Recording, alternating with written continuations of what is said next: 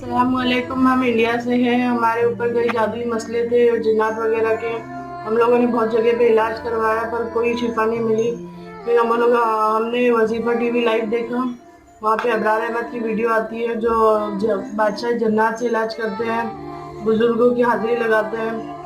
हमने उनसे कांटेक्ट किया, इंटरनेट से नंबर निकाल के उन्होंने हमसे बिना फीस के काम करवाया। हमारा का मकसद ये है कि जैसे हम परेशान थे, कई जगह पे हम लोग घूम रहे थे पर कोई शिफा नहीं मिल रही थी। वजीफा टीवी लाइव से हमें शिफा मिली, तो हम चाहते हैं कि आप जैसे लोग भी कहीं परेशान होंगे तो वजीफा टीवी लाइव के जरिए से आप लोगों को भी शिफा मिले। सिर्फ इसलिए हमारा ये वीडियो बनाने का मकसद है। तो आप लोग भी वजीफा टीवी लाइव को सब्सक्राइब करें और वहाँ से अपना इलाज करवाएं, बुजुर्गों की हाजिरी लगवाएं अपने घर में, बादशाह जिन्नात से अपना इलाज करवाएं। बस यही मकसद से हमारा ये चैनल को सब्सक्राइब करें और इलाज होने के बाद उन्हें भी दुआ दें, हमें भी दुआ दें।